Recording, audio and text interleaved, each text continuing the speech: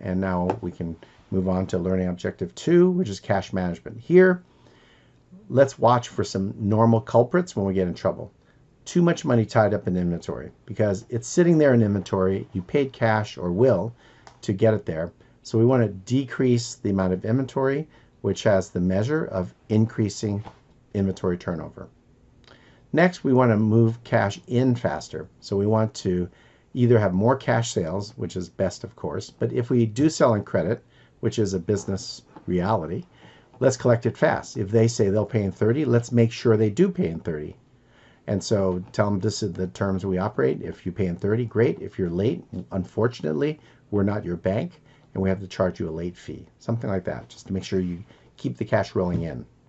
Third is cash out slower, which means negotiate for terms or pay right to the edge of when it's due. Let's try not to be late with payments, but let's not pay too early either. And the last but not least scenario is if we're short on money, we need financing. So the financing can come in the form of debt, which is borrowing, or equity by way of selling stock, whether it's common or preferred stock. So there's some ratios in this section that we could use to diagnose our health and where our health or lack of health is coming from. So this is just describing the operating cycle of a business. We have cash, we buy materials and work in process, we now have finished goods, we sell it, we collect it, we pay our bills. So let's go back to our friend, the cash conversion cycle, which we looked at in the prior exercise, but now we'll look at it from a different vantage point on how we could use it looking forward.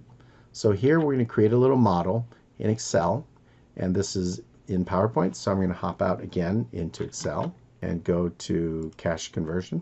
So I copy the data all along here. So this is just data, and notice that this section here represents balance sheet. So put those in blue, and notice these represent the income statement. All right, so in the case of a balance sheet, we use averages. In the case of the income statement, we do not. We just use the month itself. All right, so that's just an observation. If you set up the top section this way, it's going to be easier for you to do the calculation. Now, each of these boxes represent one of the calculations. So here we have inventory to sales, which is days in inventory. Here we have days to cash collection, which is days sales in receivables. And this is our purchase to payment, which is days payable outstanding. So these are the three pieces we need for the cash conversion cycle. The calculation for days in inventory is average inventory divided by average daily sales. So here, average inventory is computed here. Average is the halfway point between 95 and 140. The day sales represents total sales divided by 365, and the days in inventory is simply dividing average inventory by the average cost of goods sold, and we get 112 days. Not particularly comforting. It takes over 3 months to sell our inventory. 30 days with 3 months times 30 is 90, so that is 112 is more than 3 months and bordering on 4 months. Next, let's look at day sales and receivables. Here's the formula. Average receivables divided by average daily sales. Average receivables, again, here is halfway between beginning and ending receivables. The daily sales is total sales of 575 divided by 365, or 1,575 per month. So if we have 90 outstanding, and if we have daily sales of that, our days sales receivables is 57. Again, not very impressive. It takes almost 2 months to collect our money. Finally, paying our bills.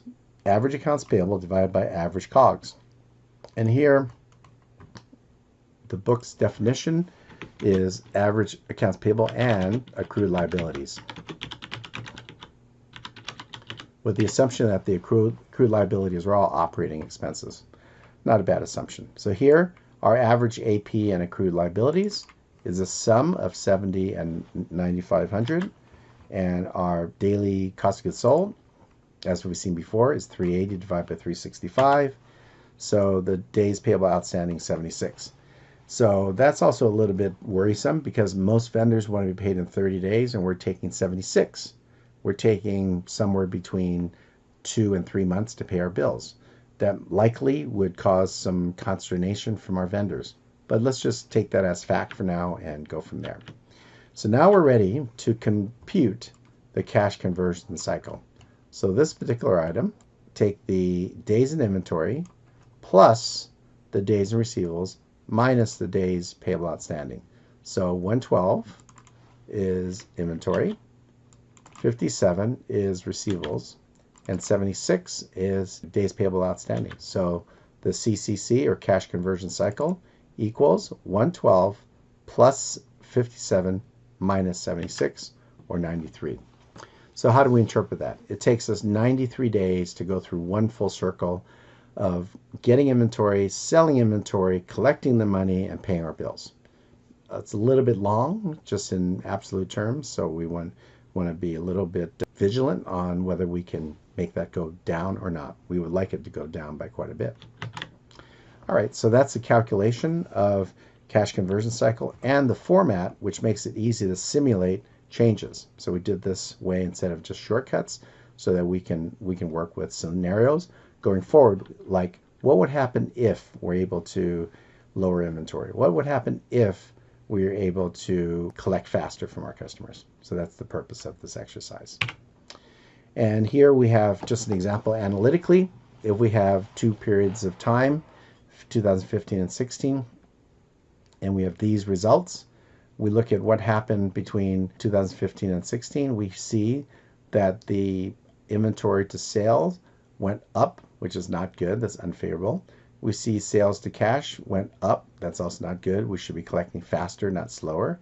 And the purchase payment went down slightly, which is, I guess, good. We're paying a little bit faster, but by 1 day. That's not exactly significant. So the cash conversion cycle deteriorated from 84 to 93. So went up 8 days. Not good. So if you would say, what are the levers we have to control things? One of the hints is that every factor and every variable is a lever. So let's look at the first one. Inventory to sales. Can we reduce our inventory, or can we increase sales without increasing inventory? That would make this ratio improve. Second, can we collect faster our receivables? And by doing so, we'll lower this number, which will lower our cash conversion cycle. Purchase payment, I'd be a little leery on this one. Can we get favorable terms for our vendors so they let us pay them in, say, 60 or 90 days? If they do not let us, let's not be reckless with our payment to them. So let's try to pay them so that we can maintain positive vendor relationships. So those are the levers we have to work with. In this case, more of it's on the asset side than on the liability side. So summarizing Chapter 6, if you want to survive, you better manage cash. We can start by looking at cash budgeting and look at the economics of the business and try to capture that inside of our projections. Sales projections, inventory projections, our other operating and capital costs to run the business. And then we have certain ways of looking at things. Let's collect cash faster. Let's pay cash slower. And if we need to raise money, let's raise money before we need it so we don't get ourselves in a liquidity crisis. And finally, we can use some ratios to monitor where we are and perhaps point to actions that could improve our financial performance. All right, that's it for Chapter 6, and I will see you in class.